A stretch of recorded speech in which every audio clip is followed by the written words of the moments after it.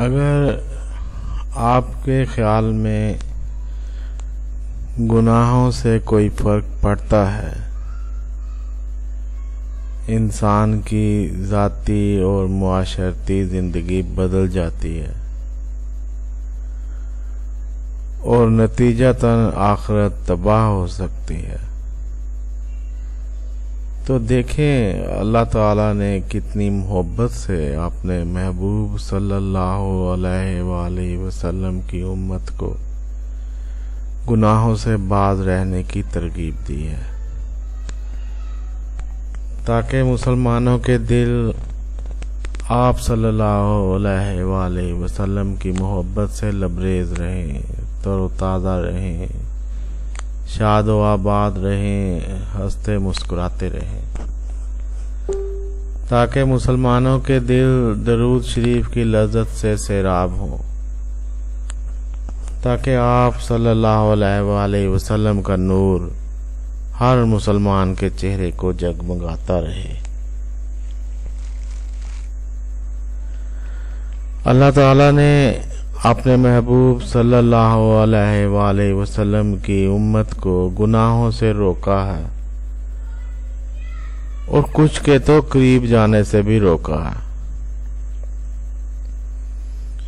کچھ گناہ تو ایسے ہیں جن کے قریب جانا بھی گناہ ہے۔ ذرا غور کیجئے، جن گناہوں کے قریب جانا بھی گناہ ہے ان کو کر گزرنا کتنا بڑا گناہ ہے۔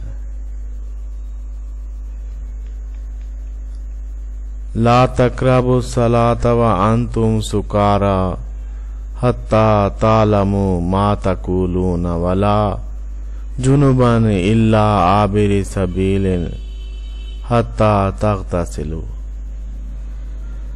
نشے کی حالت میں نماز کے قریب بھی نہ جاؤ،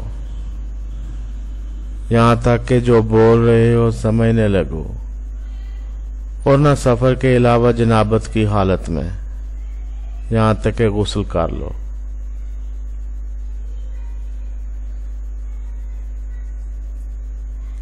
کہ اگر ذہنی اور جسمانی طہارت کے بغیر نماز ادا کی تو ایمان غارت ہو جائے گا، نبی کریم صلی اللہ علیہ وآلہ وسلم کی محبت نصیب نہ ہوگی کبھی۔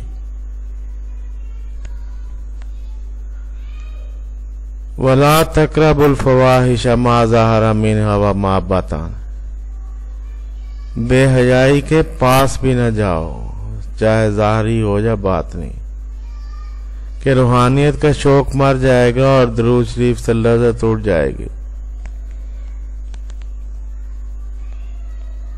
وَلَا تَقْرَبُوا مَالَ الْيَتِيمِ إِلَّا بِالَّتِي هِيَ أَحْسَنُ حَتَّى يَبْلُغَ أَشُدَّهُ۔ کسی یتیم کے مال کے پاس بھی نہ جاؤ، ہاں پر اچھے طریقے سے، جب تک کہ وہ جوان نہ ہو جائے، کہ اگر حرام کی بدبو بھی سونگھ لی تو نمازوں اور تلاوتوں کی مٹھاس محسوس ہونا بند ہو جائے گی۔ وَلَا تَقْرَبُوا الزِّنَا۔ بدکاری کے قریب بھی نہ پھٹکو، بدکاری کے قریب بھی نہ پھٹکو، کہ روح مر جائے گی اور اللہ تعالیٰ کے راستے کی پہچان ختم ہو جائے گی۔